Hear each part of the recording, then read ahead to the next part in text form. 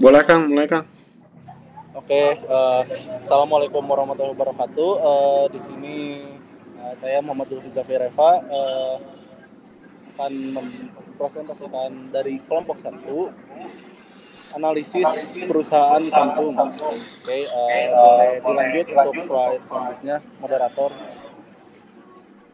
Oke, di sini perkenalkan saya Muhammad Zulfi Reva dari NPM 1009090322175. Di sini ada Muhammad Naswan Rabani dari NPM 10092 332 23096.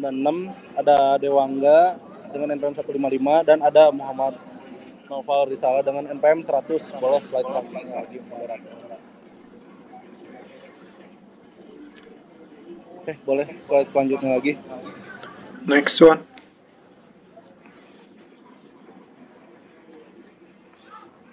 Ya, di sini saya akan menjelaskan faktor internal yang mengaruhi kepuasan harga Samsung. Nah, yang pertama di sini ada biaya produksi, yang di situ termasuk biaya bahan baku, tenaga kerja, overhead, dan riset dan pengembangan.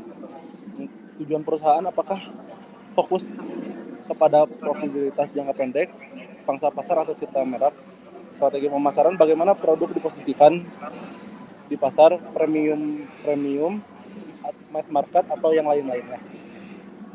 Siklus hidup produk, tahap dalam siklus hidup produk, perkenalan, pertumbuhan, kematangan, dan penurunan akan mempengaruhi strategi harga. Bauran produk, harga satu produk dapat mempengaruhi harga produk lain dalam lini produk. Dan kapasitas produksi, tingkat kapasitas produksi akan mempengaruhi biaya produksi dan kemampuan untuk memberikan diskon. Baik. Boleh.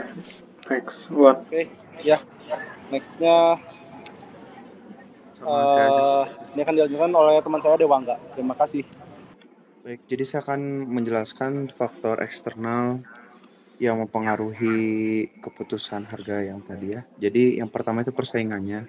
Tentunya harga produk pesaing, strategi harga pesaing, dan intensitas persaingan juga akan mempengaruhi hal tersebut. Selanjutnya itu kondisi ekonomi, dari tingkat inflasinya sebuah negara, pencapaian atau pendapatan konsumen, dan siklus bisnis yang terjadi. Selanjutnya permintaan konsumen, tentang elastisitas permintaannya, preferensi konsumen dan daya beli. Selanjutnya faktor eksternal lainnya adalah regulasi pemerintah, dimulai pajak, tarif dan pemerintahan lainnya. Nah, dan selanjutnya yang terakhir yaitu teknologi. Perkembangan teknologi juga dapat mempengaruhi biaya produksi dan nilai produk. Baik, akan dilanjutkan oleh Noval. Nah, selanjutnya ada keunggulan kompetitif Samsung dalam menentukan harga. Yang pertama, produk Samsung memiliki merek yang kuat. Merek Samsung memiliki reputasi yang kuat karena memungkinkan untuk perusahaan menetapkan harga yang premium relatif tinggi. Lalu yang kedua ada inovasi produk. Samsung seringkali menjadi developer dalam teknologi baru, lalu memberikan nilai tambah yang dapat dihargai oleh para konsumen. Yang ketiga ada skala ekonomi. Produk dalam skala besar memungkinkan Samsung untuk menurunkan biaya produksi dan menawarkan harga yang lebih kompetitif. Lalu yang keempat ada jaringan distribusi yang luas. Jaringan distribusi yang luas memungkinkan Samsung untuk mencapai lebih banyak konsumen dan meningkatkan daya tawar terhadap pemasok.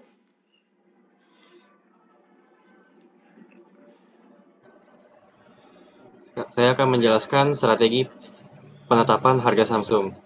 Nah, ini kemungkinan strategi terbagi menjadi 3. Yang pertama itu adalah premium pricing. Samsung seringkali menggunakan strategi ini untuk flagship seperti Galaxy seri S dan juga Note. Harga yang tinggi dapat mencerminkan sebuah inovasi, lalu kualitas dan prestige merek. Lalu yang kedua ada value based pricing. Itu juga Samsung menggunakan strategi tersebut karena terutama pada produk di segmen menengah. Harganya pun ditetapkan berdasarkan nilai yang dapat dirasakan oleh konsumen terhadap produk tersebut. Lalu yang ketiga ada penetration pricing. Itu untuk produk yang baru yang ingin cepat meraih pangsa pasarnya pada HP Samsung, mungkin menggunakan strategi ini dengan harga yang lebih rendah dari pesaing yang lainnya. Baik, oleh Kang Reva lagi melanjutkan.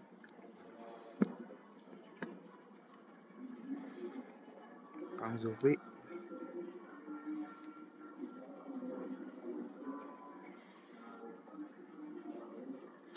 Next aja, Deo. Baik, jadi untuk alasan penggunaan strateginya itu, yang pertama itu ada fleksibilitasnya itu karena Samsung itu seringkali menggabungkan beberapa strategi penetapan harga untuk produk yang berbeda. Jadi dalam Samsung itu suka ngasih beberapa strategi gitu dari penetapan harganya itu buat produk yang berbeda itu. Terus yang kedua itu karena fokus pada segmen pasar, strategi harga itu disesuaikan dengan segmen pasar yang ingin dituju. Misalnya pengen segmen pasarnya ke menengah ke bawah, maka akan menyesuaikan dengan harganya gitu.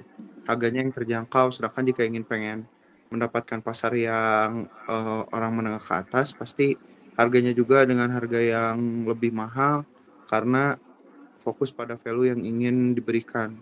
Selanjutnya itu siklus hidup produknya. Strategi juga harga dapat berubah seiring dengan siklus hidup produknya. Jadi kalau misalnya siklus hidupnya itu baru naik, berubah beda gitu dengan sedang mempertahankan eh, posisi produk itu di pasar seperti itu.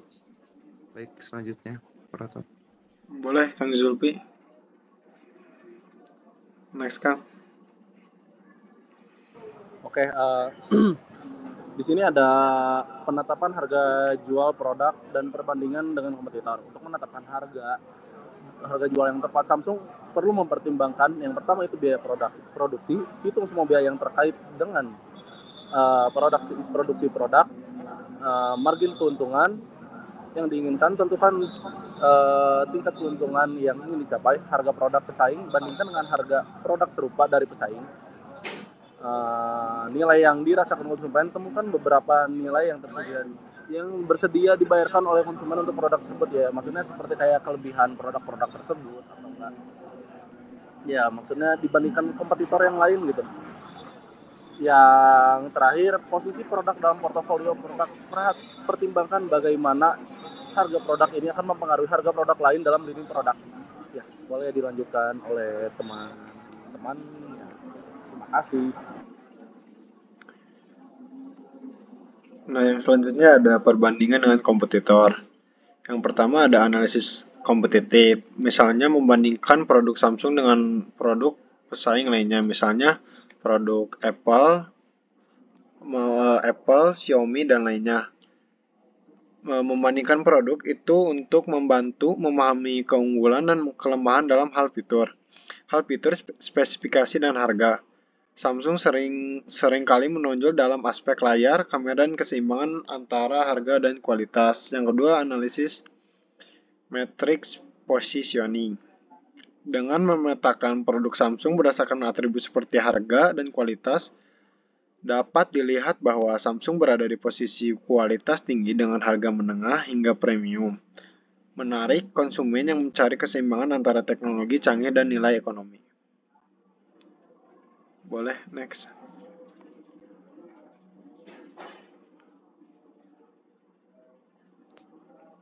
Baik, jadi contohnya dari yang tadi, strategi yang tadi itu, misalnya untuk smartphone Galaxy S terbaru nih, Samsung itu dapat menggunakan strategi premium pricing dengan harga yang lebih tinggi dari pesaing, karena inovasi, fitur, dan merek yang kuat. Namun untuk seri Galaxy A yang menargetkan segmen menengah, Samsung juga dapat menggunakan strategi value-based pricing dengan menawarkan fitur yang kompetitif dengan harga yang lebih terjangkau. Nah, dengan catatannya ini, penetapan harga adalah proses yang kompleks dan terus berubah. Jadi banyak gitu faktor internal atau eksternal yang bisa mempengaruhi gitu. Jadi penetapan harga itu secara signifikan. Oleh karena itu, Samsung juga perlu menggunakan atau analisis yang cermat dan terus memantau pasar untuk menyesuaikan strategi harganya. Selanjutnya,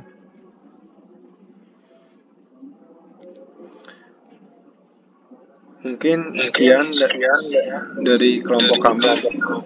Mohon maaf apabila masih banyak kekurangan dalam penyampaiannya. ditutup saja dengan Assalamualaikum warahmatullahi wabarakatuh. Waalaikumsalam warahmatullahi wabarakatuh.